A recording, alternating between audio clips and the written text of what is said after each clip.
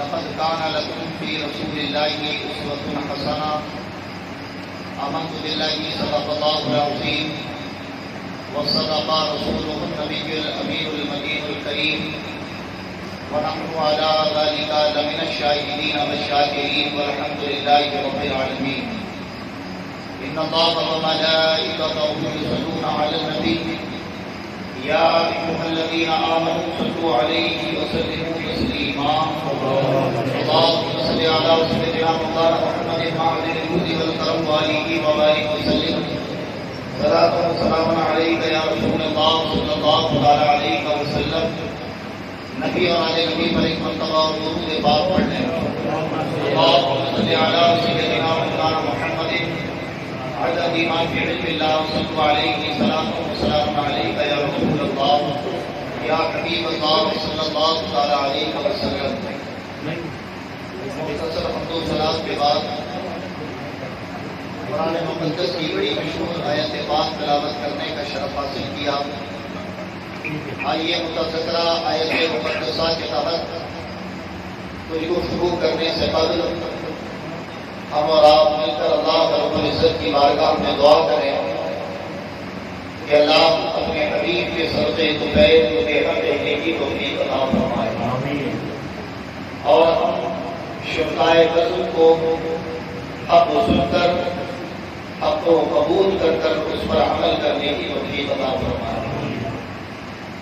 ماشاءاللہ آج یہ 138 دیوس اس گھر میں منعقد کی گئی ہے اور چونکہ احباب اور لوگوں کی فرمائش کے مطابق جو عنوان پچھلے ہفتے تھا اسی عنوان پر اور زیادہ ڈیٹیل کے ساتھ کچھ حقائق اور تاریخی باتیں آپ تک پہنچانے کا لوگوں نے مجھ سے کہا اور آج کا عنوان بھی یہی منتخب کیا گیا ہے کہ بوقت نکاح سیدہ عائشہ صدیقہ رضی اللہ تعالیٰ عنہ کی عمر کتنی تھی. انشاءاللہ تبارک و تعالیٰ دلائل کی روشنی میں چند باتیں آپ تک پہنچانے کی کوشش کروں گا. لیکن حضرات اس سے پہلے ہمیں یہ جاننا ہے کہ اسلام میں نکاح ہے کیا ہے اور اسلام میں نکاح کی اہمیت کیا ہے اور نکاح کے ذریعے اسلام نے انسان کو کتنا بلند اور پاکیزہ بنایا ہے. اللہ تبارک و تعالیٰ قرآن پاک میں ارشاد فرماتا ہے فَانكِحُوا مَا طَابَ لَكُم مِّنَ النِّسَاءِ نکاح پہ لاؤ جو تمہیں پسند آئے. مثلا و ثلاثہ و رباع 2 3 اور 4 کہ ایک مسلمان کو ازور شرع ازور قرآن 4 عورتوں سے نکاح کرنے کی اجازت ہے اور اس نکاح پہ بھی کئی سارے قواعد ہیں کئی سارے قانون ہیں. پھر ہم دیکھیں کہ نکاح ہے کیا. تو اگر ہم غور کریں تو نکاح ایک عقد ہے ایک ایگریمنٹ ہے کہ جس کو بجا لانے کے بعد 2 اجنبی آپس میں زندگی گزارنے کے قابل ہو جاتے ہیں اور ان کی تنہائی ان کے لیے جائز قرار دی جاتی ہے. یہ نکاح کا اسلام میں اصل سبجیکٹ ہے. نکاح کے تعلق سے فرمایا کہ نکاح آدھا ایمان ہے آدھا دین ہے اور مرد کامل ہونے کے لیے یہ کئی سارے وظائف ایسے ہیں کہ اسے مشائخ کرنے کی اجازت اس وقت تک نہیں دیتے جب تک ایک انسان مرد کامل نہ ہو جائے. تو اس مرد کامل سے مراد کون کہ جس کا نکاح ہو جائے. کچھ وظائف ایسے ہیں کہ صرف شادی شدہ آدمی ہی کر سکتا ہے غیر شادی شدہ کو کرنے کی اجازت نہیں ہوتی. تو اسلام میں نکاح ایک عقد ہے جو کہ گناہوں سے بری نفس پر کنٹرول اور دین کو مکمل کرتا ہے. حضرات اگر ہم اسلام کے اس نقطے پر غور کریں کہ نکاح کے ذریعے اسلام نے انسان کو کتنی آزادی دی ہے، چاہے وہ مرد ہو یا عورت. تو آپ غور کرتے ہی سمجھ جائیں گے کہ حقیقت معنوں میں اسلام کا یہ رکن نکاح انسان کو بڑے ظلم و زیادتی سے بچاتا ہے. سب سے پہلی بات کہ اسلام نے کسی کے ساتھ حد تلفی نہیں کی. جو پاور مرد کو دیا وہی پاور عورت کو دیا ہے. آج اسلام میں جو طلاق کا کانسیپٹ ہے یہ بھی عدل و انصاف کے لیے. اب سنیں اس کی وجہ کیا ہے کہ نکاح جب ہوتا ہے تو عام طور پر آپ نے دیکھا ہوگا کہ سب سے پہلے اگر قاضی کسی کے پاس جاتا ہے تو وہ مرد کے پاس جاتا ہے یا عورت کے پاس؟ وہ ظاہر ہے کہ عورت کے پاس گواہان اور وکیلوں کو لے کر جاتا ہے، اور جب تک لڑکی اجازت نہ دے، عورت اجازت نہ دے، تب تک وہ آ کر ایجاب کے بعد قبول نہیں کرواتا. یعنی عورت سے ایجاب ہوتا ہے، اجازت ہوتی ہے، اور پھر مرد اسے قبول کرتا ہے. اب اسلام کی اسی رکن کو اگر ہم سمجھیں تو باخدا جو آج ٹی وی سیریل اور نیوز اینکروں کے ذریعے ہماری قوم کے نوجوانوں تک غلط باتیں پہنچائی جا رہی ہیں، اور پھر ہماری گھر میں رہنے والی ماں بہنیں ان کی باتوں کو سن کر یہ اپنے دل و دماغ میں باتیں بٹھا لیتی ہیں کہ حقیقت میں ہمارے ساتھ یہ ظلم ہے، یہ زیادتی ہے. لیکن آج میں انہیں ان کا پاور بتاتا ہوں، اور یہ پاور میں نے نہیں بلکہ اسلام نے دیا ہے. اور وہ پاور کیا ہے کہ عورت سے پہلے اجازت اس لیے رکھی گئی کہ اگر عورت اجازت نہ دے تو پھر دنیا میں کوئی مرد چاہے کتنے بڑے منصب پر فائز رہے اس عورت کا نکاح اس مرد سے نہیں کرا سکتا. عورت کو پہل کرنے کا حکم اسی لیے دیا گیا ہے کہ تو جس سے نکاح کر رہی ہے تو اسے جان لے، اس سے پرکھ لے، تجھے اس کے ساتھ زندگی بتانی ہے. اگر تو ان تمام چیزوں پر راضی ہے تب ہی ہاں کہنا. اور جب عورت ہاں کہتی ہے تو ہاں کہتے ہی گویا یہ اس کی ایک طریقے کی گواہی ہے کہ میں نے اس کے اخلاق، اس کے کردار، اس کے رویے کو اپنا لیا. یہ اسلام نے عورت کو پاور دیا ہے، عورت کو اختیار دیا ہے. پھر وہی دوسرا رکن دیکھیں کہ اپنانے کا اختیار کس کو؟ عورت کو. اور جدا کرنے اور چھوڑنے کا اختیار کس کو؟ مرد کو. تو آپ خود فیصلہ کریں کہ اسلام کے اس قانون میں ناانصافی کہاں ہے. اپنانے کے لیے عورت کو پاور دے دیا گیا کہ جب تک تو نہ چاہے یہ تیرا شوہر نہیں ہو سکتا، اور مرد کو چھوڑنے کا پاور دیا، یعنی پاور طلاق مرد کے پاس ہے. اس کی وجہ کیا ہے کہ اللہ نے عورت کو ناقص عقل عطا فرمائی، مرد کو کامل عقل عطا فرمائی. پھر آج ہمارے جو نعرے ہیں ہر جگہ سنیں، لیڈیز فرسٹ، کہ پہلے عورت ہو. تعجب کی بات تو یہ ہے کہ فطرتاً یہ بات کہیں نہ کہیں سے فٹ ہوتی نہیں. آپ کو سوچیں کہ دنیا میں پہلے آیا کون، مرد یا عورت؟ تو ظاہر ہے کہ آمد میں بھی سب سے پہلے مرد ہے، اس کے بعد عورت. تو مرد کو قرآن نے عورت پر حاکم بنایا، اور حاکم فیصلہ لینے کا کام کرتا ہے. تو ظاہر ہے کہ چھوڑنے کا پاور اگر مرد کو دیا گیا تو دونوں کے لیے برابر اختیار ہے. تو اپنا لے، تو چھوڑ دے. اور وجہ یہ ہے کہ جب بات بگڑ جائے، جب بات حد سے تجاوز کر جائے، تب اس اختیار کو اپنانے کا حکم شریعت نے دیا ہے. اب حضرات گرامی یہ دونوں قانون تو ہیں. تو چونکہ ایک شخص نے پچھلے ہفتے ہی مجھ سے کہا تھا کہ مسئلے پر ہمارے نوجوان اور بزرگ بہت سارے بڑے مشکوک ہیں کہ آخر میں یہ ہے کیوں. تو ظاہر ہے کہ نکاح اور طلاق یہ اتنا مقدس رشتہ ہے کہ اگر اس کے تقدس کو دیکھا جائے تو یہ قائم کہاں ہوا؟ یہ قائم ہوا ہے جنت میں. کہاں قائم ہوا؟ کہاں قائم ہوا یہ؟ جنت میں۔ سب سے پہلا نکاح حضرت حوا حضرت آدم کا۔ یہ نکاح کے رشتے کے تقدس کی سب سے بڑی دلیل کہ دنیا میں کوئی رشتہ جنت میں قائم نہیں ہوا۔ ماں باپ کا رشتہ، اولاد کا رشتہ، چچا بھتیجے کا رشتہ، ماموں کا بھانجے کا رشتہ، یہ جتنے بھی رشتے ہیں تمام رشتے دنیا میں قائم ہوئے، لیکن میاں بیوی کا رشتہ جنت میں قائم ہوا۔ یہ اتنا متبرک ہے، لیکن جتنا متبرک اتنا ہی نازک۔ اگر کوئی شخص اپنی اولاد کو کہتے کہ آج سے تو میرا بیٹا نہیں، تو بتائیں کہ کیا حقیقت میں وہ اس کا بیٹا نہیں؟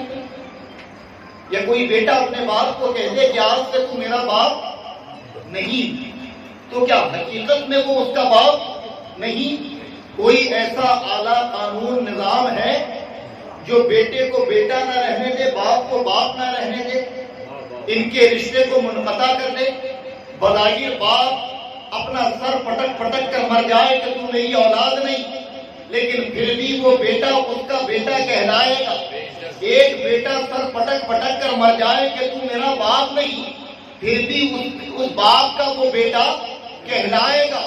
لیکن یہ قائم شدہ جو جنت میں رشتہ ہے، دنیا میں آنے کے بعد یہ اتنا مقدس اور اتنا نازک ہے کہ اگر کوئی اپنی بیوی کو کہہ دے کہ آج سے تو میری بیوی نہیں، جا میں تجھے چھوڑتا ہوں، طلاق دیتا ہوں، تو پھر حضرات وہ رشتہ ٹوٹ جاتا ہے اور دونوں با اختیار ہو جاتے ہیں کہ پھر وہ نہ اس کی بیوی ہوتی ہے نہ وہ آدمی اس کا شوہر ہوتا ہے۔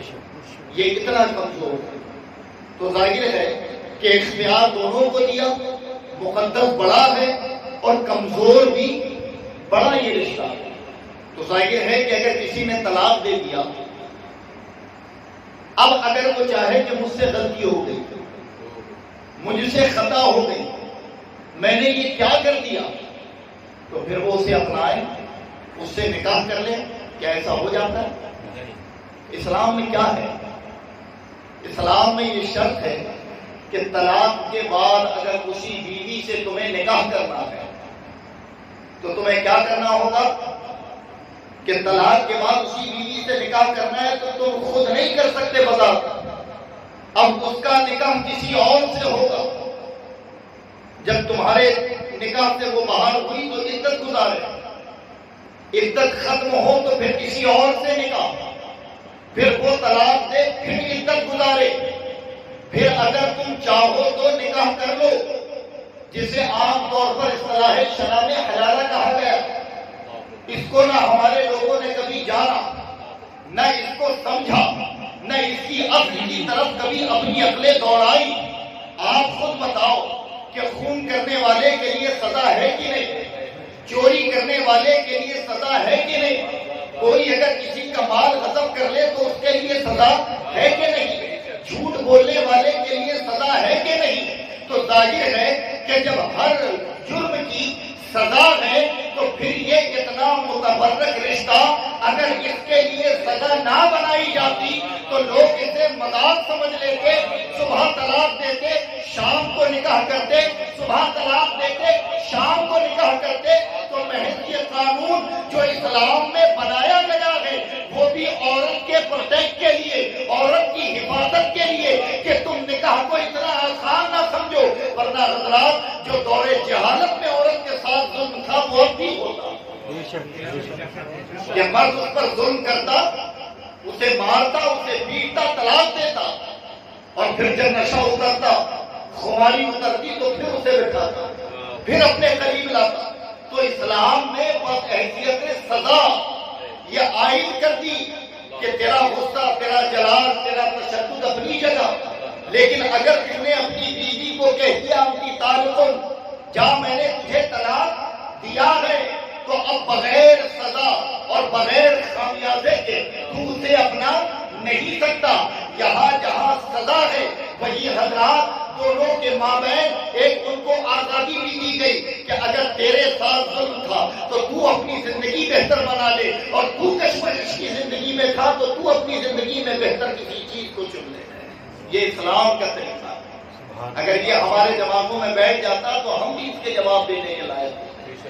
یوں ہی بہت سارے معاملات جن کو لے کر آج چھوٹی چھوٹی چیزوں پر پروپیگنڈا ہوتا ہے اور ہم لوگ خاموش ہوتے ہیں. ہمارے پاس جواب دینے کے لیے زبان ہے لیکن ہم جواب کیوں نہیں دے پاتے؟ اس کی وجہ صرف اور صرف یہ ہے کہ دعوی محبت تو بڑے بڑے ہمارے پاس، لیکن اگر ہمیں کوئی ٹٹولے تو آج ہمارے اندر علم دین مصطفیٰ کی ذرہ برابر روشنی بھی موجود نظر نہیں آتی ہے ہمیں.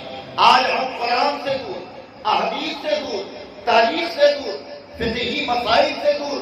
تعجب کی بات تو ہمارے لیے یہ ہے کہ مسلمان گھرانے میں پیدا ہوئے، امت محمدی میں پیدا ہوئے، نماز ہم پر فرض ہے لیکن آج تک ہمیں نماز کے مسائل نہیں معلوم.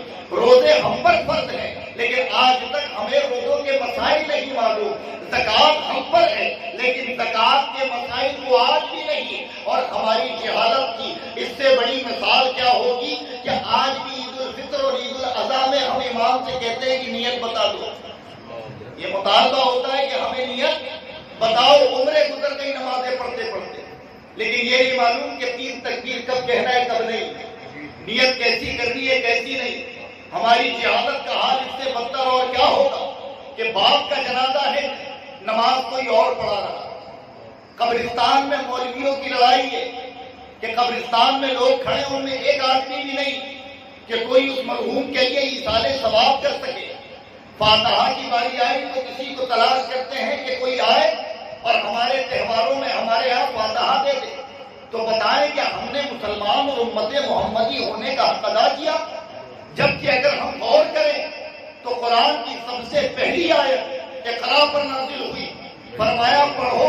اور میرے آقا نے پوری زندگی اگر تعلیم دی ہے تو وہ تعلیم کیا ہے؟ فرمایا طلب العلم فریضۃ علی کل مسلم، کہ مسلمان مرد عورت کو علم دین کا حاصل کرنا فرض ہے. پھر آپ یہ دیکھیں کہ میرے آقا نے صرف زبانی نہیں کہا بلکہ جنگ بدر سے جو قیدیوں کو قید کر کر لایا گیا تھا 70 کی تعداد ان کی تھی. میرے آقا نے اعلان کیا کہ جن کے پاس فدیہ ہے وہ فدیہ دے کر آزاد ہو جائے، اور جن کے پاس دینے کو مال نہیں تو وہ یہ کریں کہ اپنے جو تعلیم رکھتے ہیں مدینے کے 10 بچوں کو لکھنا اور پڑھنا سکھا دیں. جب وہ یہ کر دیں گے تو انہیں آزاد کر دیا جائے. یہ رسول پاک کی زندگی بھر تعلیم رہی. اور آج انہی کے ماننے والے نہ قرآن کو سمجھتے، نہ احادیث کو سمجھتے، نہ ہم نے سیرت رسول اللہ کو پڑھا ہے. اور حضرات گرامی نہیں پڑھنے کی وجہ ہے کہ آج ہماری زبانیں خاموش ہیں، ہم جواب نہیں دے پاتے. اور پھر بیٹھ کر ہمیں ان لوگوں کو سننا پڑتا ہے کہ ان کا حال یہ ہے کہ ان کی محلے میں کوئی نہیں سنتا، وہ جا کر پوری قوم کے لیڈر بنے ہوتے ہیں. آج نیوز چینل اور ڈبیٹوں میں یہ جو مولوی بیٹھتے ہیں ان کی حیثیت ہے کیا؟ یہ کون سی حیثیت رکھتے ہیں؟ آپ ان کے محلے میں ان کا نام پوچھیں ان کو کوئی نہیں جانتا. یہ جا کر بے عزت ہوتے، ذلیل ہوتے، پٹتے ہیں، اور جہاں خود بے عزت ہوتے ہیں وہ اسلام کو بھی نیچا دکھاتے ہیں. ناموس رسالت پر حملہ یہ کرواتے ہیں اور انہیں لوگ اپنا لیڈر، اپنا قائد مان بیٹھے ہیں. حضرات حقیقت معلوم میں تو ہونا یہ چاہیے کہ مسلمانوں کو نیوز دیکھنا ہی نہیں چاہیے. مسلمان تو نیوز دیکھنا ہی بند کر دے، اس لیے کہ احساس کمتری کا شکار اگر اس دور میں نوجوان، بزرگ اور ہر آدمی اگر ہو رہا ہے تو اس کی سب سے بڑی وجہ ہے یہ ٹی ویوں پر وہ بیٹھے ہوئے مولویوں کی بکواس. جب تم ان کی زبان سے بے عزتی ہوتے ہوئے انہیں دیکھتے ہو، لاجواب میں ہوتے ہوئے دیکھتے ہو، تو پڑھا لکھا آدمی تو اپنی جگہ ہے، لیکن ایک عام آدمی کہتا ہے کہ ظاہر ہے یہ مولوی لاجواب ہو گیا.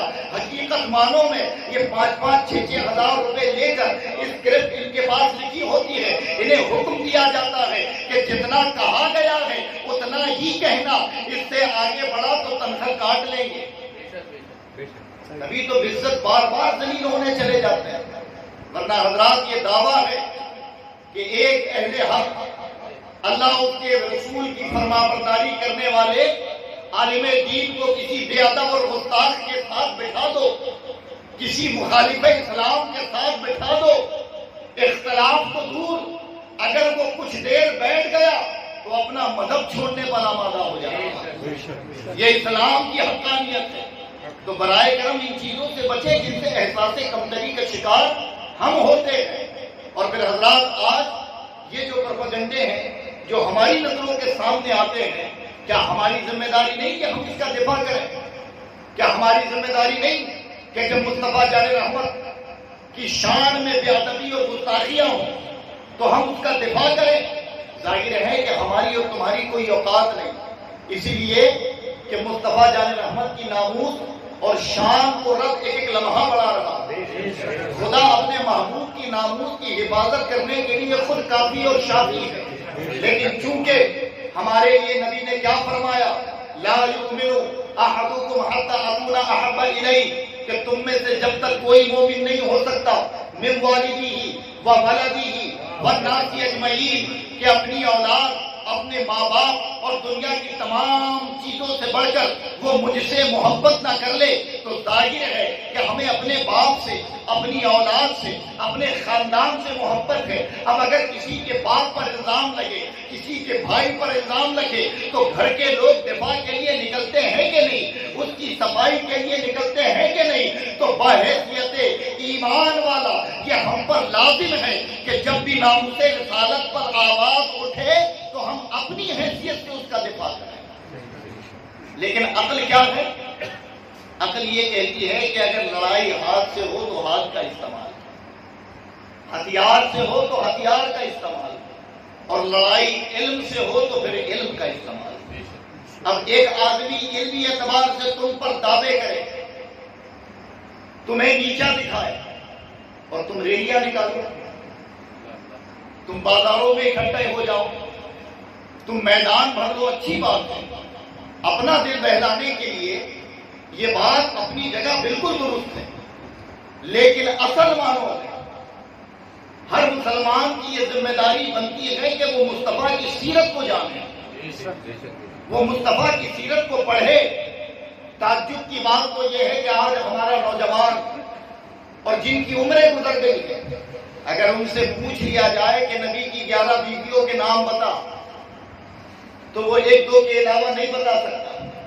اس سے پوچھا جائے کہ نبی کی مکی اور مدنی زندگی کے کچھ خاص پہلو بتا، تو اس کا سر نیچے ہو جاتا ہے۔ آسان سی بات پوچھے کہ نبی کا پہلا نکاح کس عمر میں کس عورت سے ہوا، تو آج ہماری قوم کا نوجوان یہ بتانے پر آمادہ نہیں۔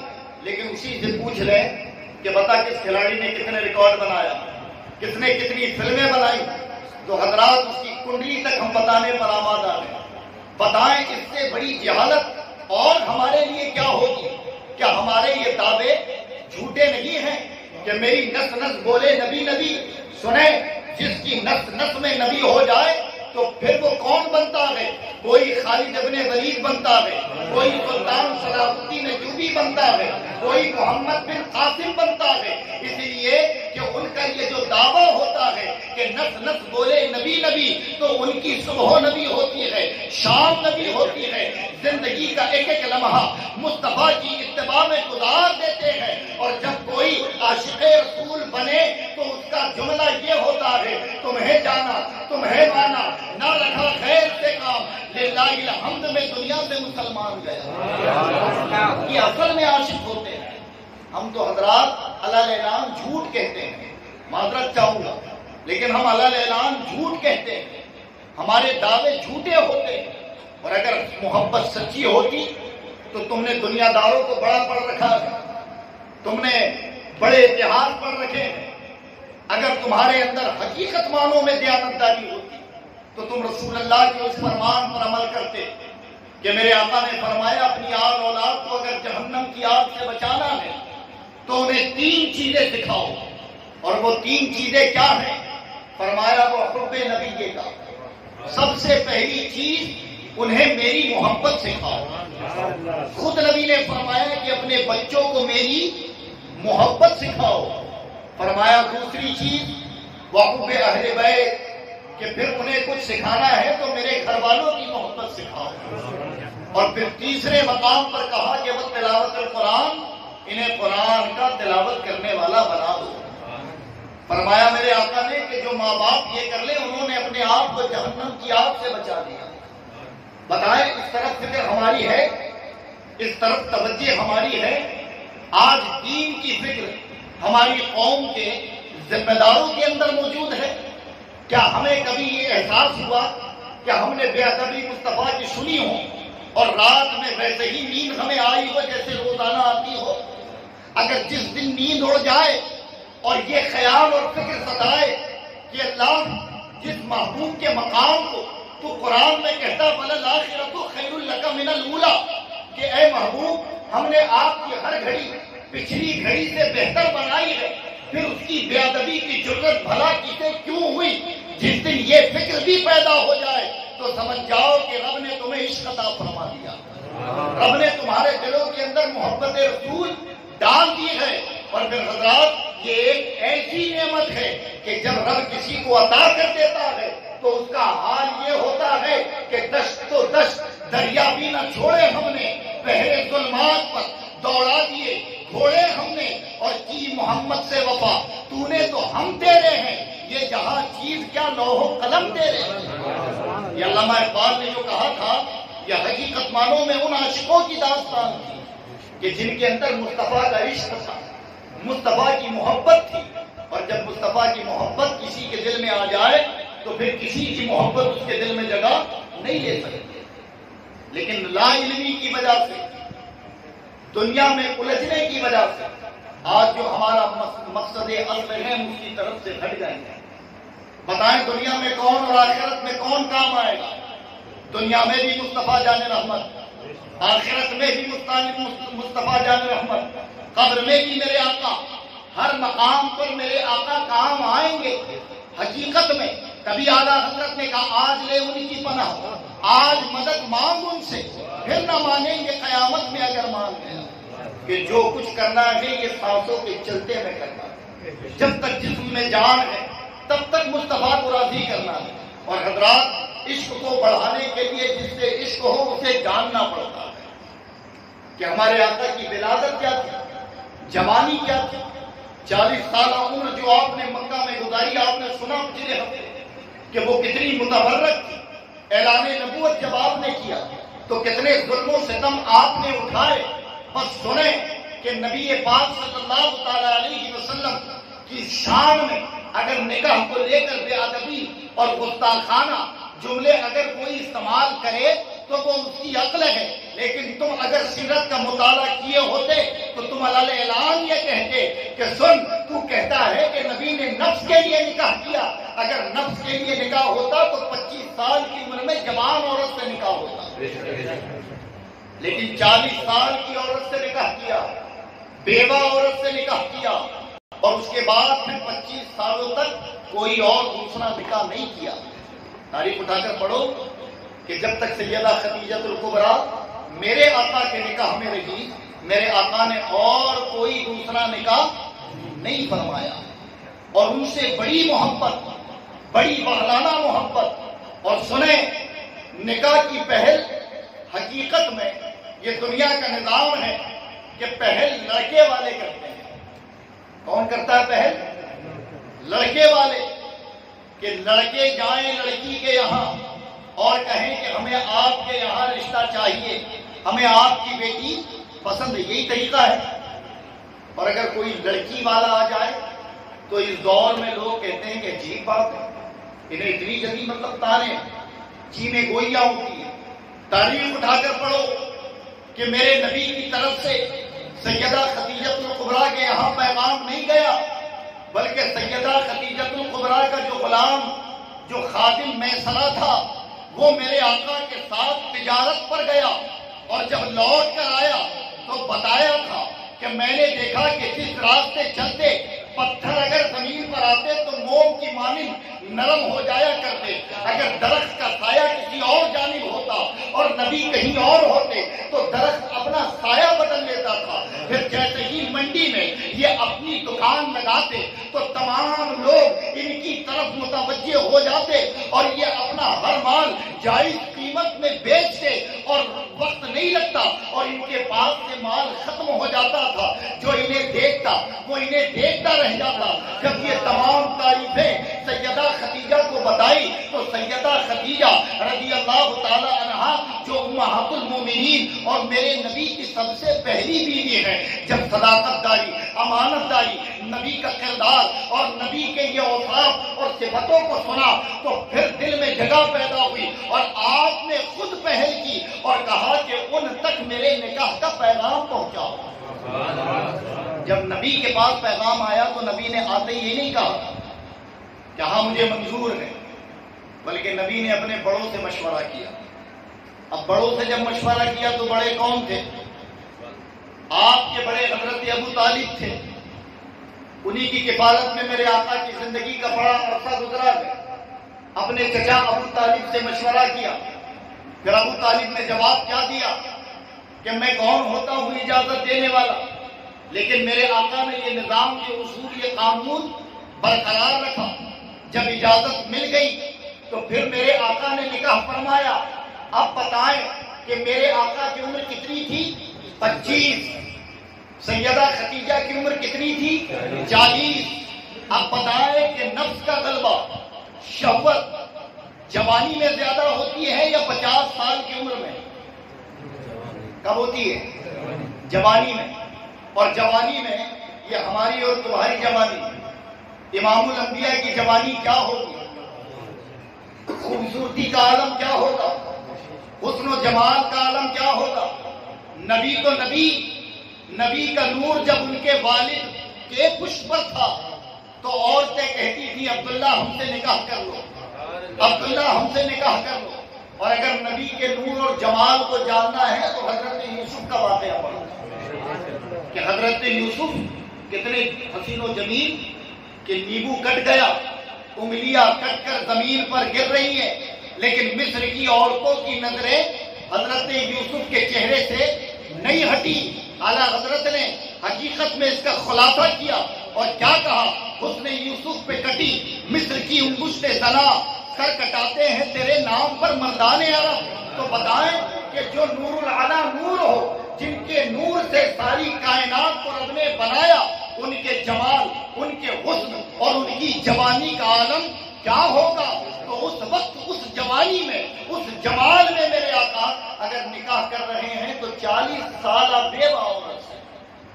تو یہ سیرت کا یہ رکن ہی ثابت کرتا ہے کہ میرے آقا نے جو سیدہ خدیجہ سے نکاح فرمایا وہ نفس کے لیے نہیں تھا بلکہ ظلم کے خاتمے کے لیے.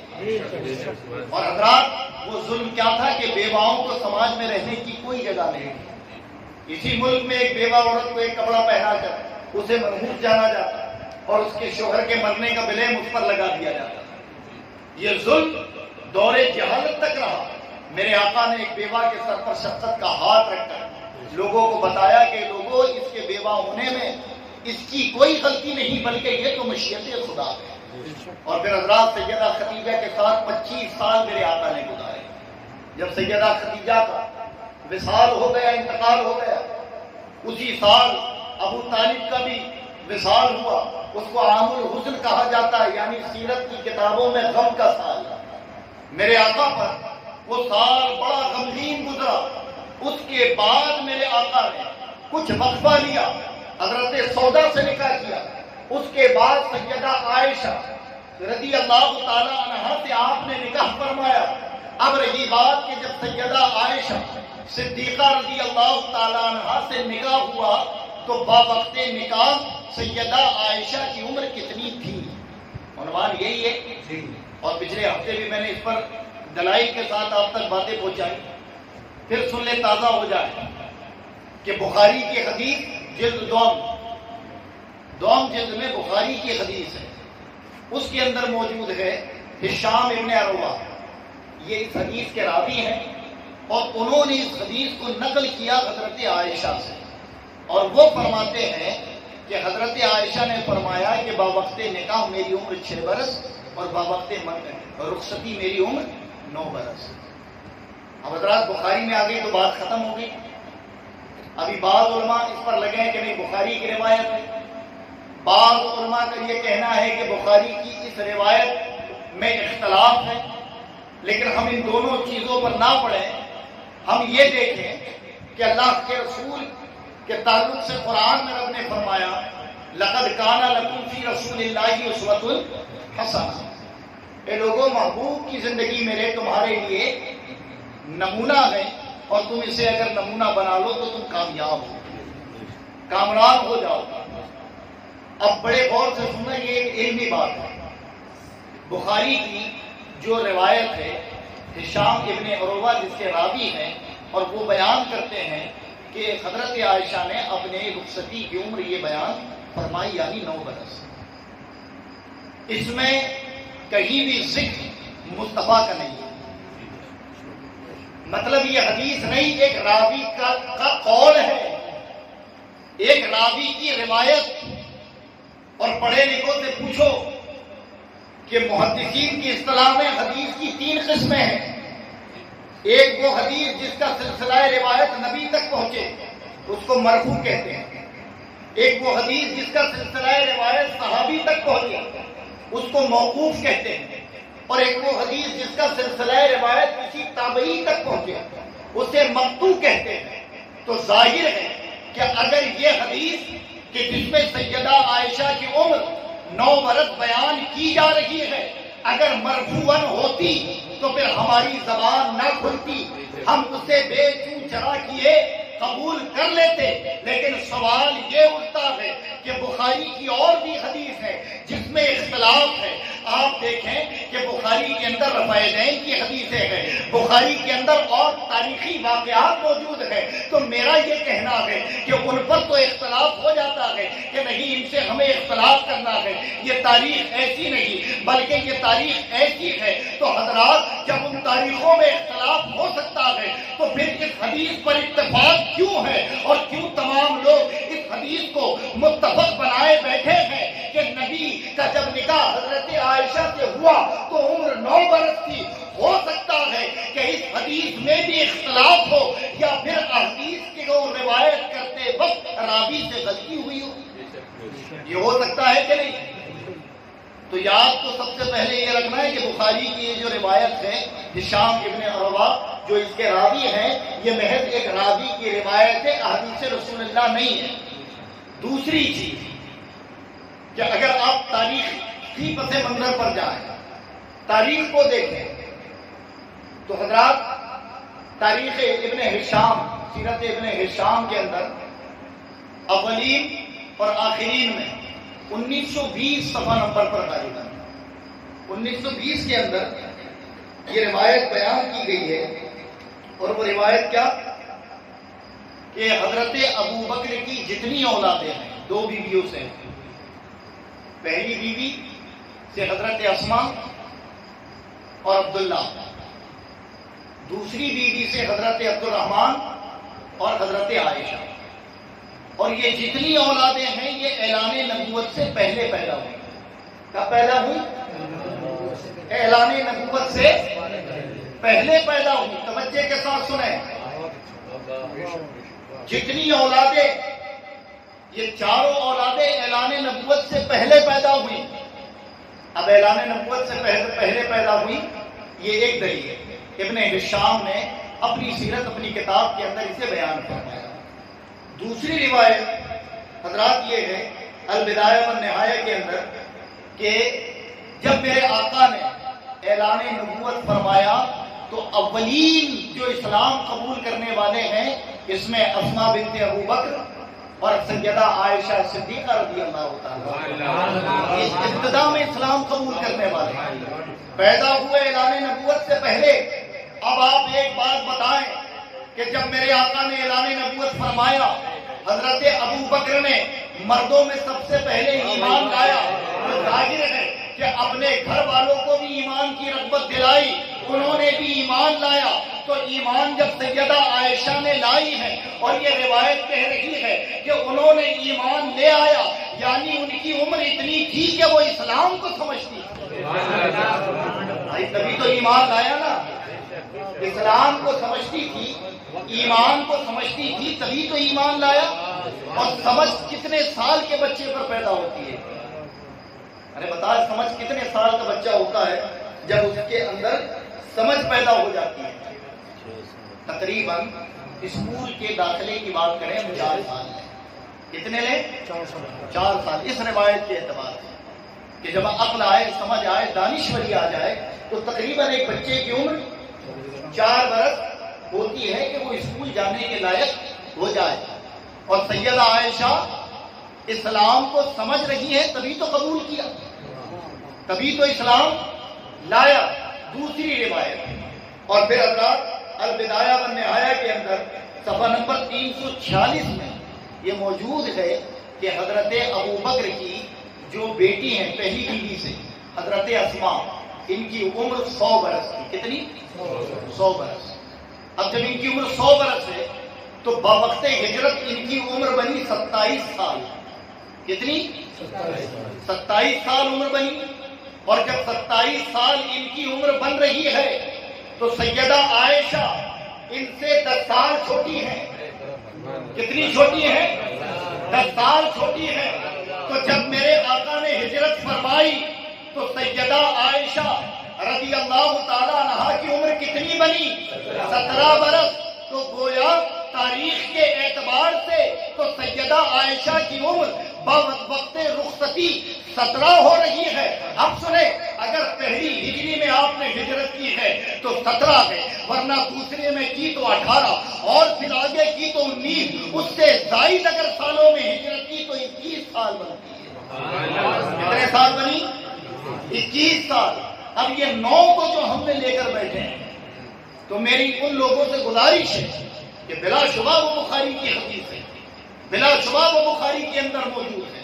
اور مجھ جیسے لا علم اور کمتر آدمی کے لیے اتنی بڑی باتوں پر کلام کرنا یہ زیب نہیں دیتا, لیکن میں گزارش کرتا ہوں کہ تاریخ کے علم اور آنکھوں کو کبھی کھنگالو اور انہیں دیکھو کہ البدایہ والنہایہ میں ابن کثیر نے اب ترغیب و ترہیب کے اندر بیان جو کیا جا رہا ہے, ابن ہشام جو بیان کر رہے ہیں, تو یہ تمام چیزیں جو کہ حقیقت معنوں میں تاریخ کچھ اور بیان کرتی ہے. تو حضرات جیسے بخاری کی اور حدیثوں پر تم اختلاف کر لیتے ہو, تو اگر اس حدیث پر بھی تم اختلاف کرو اور یہ کہہ دو کہ ہو سکتا ہے کہ روایت میں غلطی ہوئی, تو غلط کیا ہے؟ ہم حدیث کو نہیں جھٹلا رہے.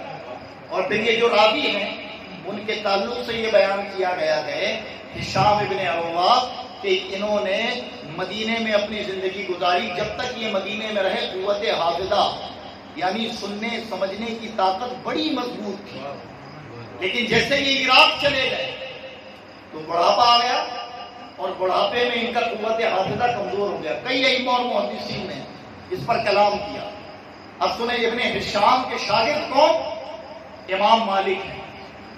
امام مالک یہ ایک مذہب کے امام ہیں, ایک فقہ کے امام ہیں. امام مالک سے ایسی کوئی روایت موجود نہیں ہے. تو ظاہر ہے کہ اگر یہ روایت مدینے میں بیان کی جاتی تو امام مالک بھی اس کے راضی ہوتے, امام مالک بھی اس کا تذکرہ فرماتے. تو اگر یہ عراق میں بیان ہوئی اس وقت قوت حافظہ کمزور تھا, اور اگر ان سے تسامح ہوا, ان سے غلطی ہوئی ہے, تو حضرات اس پر کوئی کلام نہیں کر سکتا. میں حدیث کو غلط نہیں کہہ رہا ہوں, میں راوی کی روایت پر بات کر رہا ہوں. ورنہ آج ہمارے یہاں ٹرینڈ ہے بات سنو کچھ پھیلاؤ کچھ. حدیث اپنی جگہ صحیح ہے, راوی کی روایت کرنے میں غلطی ہو سکتی ہے. کیوں کہ دیگر بڑے بڑے ائمہ اور محدثین سیدہ عائشہ رضی اللہ تعالیٰ عنہا کی جو عمر بیان فرما رہے ہیں با وقت رخصتی وہ 17 یا 19 سال ہے. سمجھ آئی؟ اور حدیث یہ مرفوعاً نہیں ہے جو بخاری میں ہے, یہ ایک موقوف ہے, ایک راوی کا قول ہے. اور پھر حضرات ایک آخری مثال اور سنیں, ایک آخری مثال کہ جب امام بخاری شریف لکھ رہے تھے تو امام بخاری کو تقریباً 1 لاکھ حدیثیں یاد. کتنی؟ 1 لاکھ. 5,500 قریب حدیث بخاری کے اندر ہیں. تو باقی 95,000 حدیثیں کہاں گئی؟ وہ حدیثوں کا کیا ہوا؟ بہرحال ہم اس پر کلام نہیں کر سکتے۔ امام بخاری جب بخاری لکھ رہے تھے تو پرنٹنگ پریس تھا، کمپیوٹر تھا، ٹائپ رائٹر تھا اس وقت؟ آپ کتاب کس سے لکھ رہے تھے؟ قلم سے۔ آپ کی قلم سے صحیح لکھا ہو۔ دور جدید میں ہو سکتا ہے کہ پرنٹنگ کا دور آیا، اس میں قلمی نسخے کو ہٹا کر پرنٹنگ کی کوئی غلطی ہو گئی، کوئی مسٹیک ہو گئی، یہ بھی تو ہو سکتا ہے نا؟ یا راوی کے سننے میں غلطی ہو گئی ہو، یہ بھی تو ہو سکتا ہے۔ تو برائے کرم یہ بات کرنے کی وجہ اور ضرورت صرف اس لیے ہے کہ ہمارے لوگ بھی اور ماں بہنیں بھی یہ دور جدید کو دیکھتی ہیں اور پھر دیکھتی ہیں کہ ایک جگہ رحمت للعالمین بھی تم کہتے ہو اور دوسری جگہ حقیقت میں یہ بچی سے نکاح کرنا بھی ثابت ہو رہا ہے۔ تو حضرات ہم تو ایمان والے ہیں، ہمیں اگر کوئی 9 برس بھی کہے تو ہم اسے تسلیم اس لیے کر لیں گے کہ نبی اپنی مرضی سے کچھ نہیں کہتے بلکہ خدا کی رضا سے، خدا کے حکم سے عمل کرتے ہیں، یہ ہمارے لیے ہے۔ لیکن اسلام کے باطلوں کو، اسلام کے باغیوں کو، اسلام کے دشمنوں کو اگر تمہیں سمجھانا ہو تو کیسے سمجھاؤ گے؟ کیا وہ تمہاری حقیقت کو جانے، تمہاری عقیدت سے سمجھ جائیں گے؟ تم اپنی عقیدت پیش کرو کہ نہیں میرے نبی سے غلطی نہیں ہو سکتی۔ کیا ایک کافر مانے گا؟ کیا ایک یہودی مانے گا؟ کیا ایک عیسائی نصرانی مانے گا؟ تو ظاہر ہے کہ انہیں بتانے کے لیے خود رب نے فضل فرمایا، اور رب تو ایک ایک لمحہ محبوب کی شان بلند کر رہا ہے۔ یہ کیا میرے نبی کی شان اصل میں گرائیں گے؟ خود مصطفیٰ کی شان کا محافظ خدا ہے، اور خدا نے ایسے ذرائع بھی پیدا کیے۔ وہ جانتا تھا کہ ایک وقت لوگ اس پر بھی کلام کریں گے، تو اس کے جواب دینے کے لیے رب نے اپنے بندوں کو اس دنیا میں پیدا کر رکھا ہے۔ مصطفیٰ کے غلام موجود ہیں جو اس کا جواب دیں گے، اور الحمدللہ اہل سنت میں علماء دے بھی رہے، جواب دیا بھی ہے۔ جو بخاری کے حدیث پر متفق ہیں وہ اڑے رہے۔ لیکن حضرات میری ایک ہی گزارش ہے کہ اعلان آپ اس کو بتاؤ، لوگوں کے سامنے پیش کرو کہ میرے آقا نے جب سیدہ عائشہ رضی اللہ تعالیٰ عنہ سے نکاح کیا تو اس وقت ان کی عمر کیا تھی؟ ایک اور آخری بات سن لیں کہ حضرات نکاح میں میرے آقا نے کتنے نکاح کیے؟ 11 بیویاں۔ کتنی؟ 11 بیویاں۔ اس میں حکمت کیا تھی؟ اس میں حکمت کیا تھی کہ 11 شادی کرنی پڑی؟ ایک بیوی کافی تھی، 2 کافی تھی، 3 کافی تھی؟ چلے قرآن کا حکم تھا 4 کر لیں، 4 کافی تھی، 11 کیوں نہیں؟ تو یہ بات ذہنشی کریں کہ قرآن کا حکم ہمارے اور تمہارے لیے ہے۔ کس کے لیے ہے؟ ہمارے اور تمہارے لیے۔ اس لیے کہ نبی کے لیے حکم نہیں، نبی جو کرے وہ حکم بنتا ہے، نبی جو کرے وہ شریعت بنتی ہے۔ کئی دلیلیں، مسجد قبلتین میں کھڑے ہو کر دل میں سوچیں کہ رب یہ مسجد اقصی کو ہٹا کر کعبہ ابراہیمی کو قبلہ بنا دے، یہ دل میں سوچیں تو رب آیت نازل فرمائے اور کہے محبوب اگر تمہاری رضا یہی ہے تو آدم سے لے کر عیسیٰ تک تمام نبیوں نے جسے اپنا قبلہ مانا، اب میں اسے بدلتا ہوں تمہاری رضا کے لیے، تمہاری خاطر۔ اعلیٰ حضرت نے کہا نا خدا کی رضا چاہتے ہیں تو عالم، خدا چاہتا ہے رضائے محمد۔ قبلہ بدل گیا، قرآن کہتا فولی وجہ کا تقلب وجہ کا فی السماء، کہ محبوب تمہارا آسمان کی طرف چہرہ اٹھا کر فولی وجہ کا شطر المسجد الحرام، ابھی اپنے چہرے کو مسجد حرام کی طرف کے۔ تو مصطفیٰ کی شان تو یہ ہے، قانون ہمارے لیے۔ اب 11 کیوں کی؟ یہ ہمارے لیے تو بات تھی، اب کسی ایسے کو سمجھانا ہو جس کے پاس عقل ہی نہیں اور وہ عقل سے ہی سمجھے گا، تو حضرات اصل معنوں میں جیسے قرآن لاریب ہے ویسے مصطفیٰ کی ذات بھی لاریب ہے۔ جیسے قرآن میں نقص کا کوئی جنس نہیں ویسے نبی کی ذات میں بھی نقص کا کوئی جنس نہیں۔ سنیں ہمارے اور آپ کی مثال، ایک بیوی ہو اگر خوش رکھو تو مائے کے جا کر تمہاری تعریف کرے گی، سمجھ آئی بات؟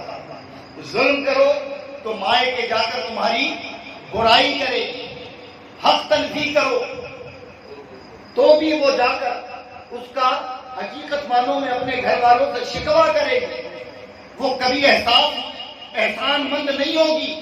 یہ بات حقیقت ہے۔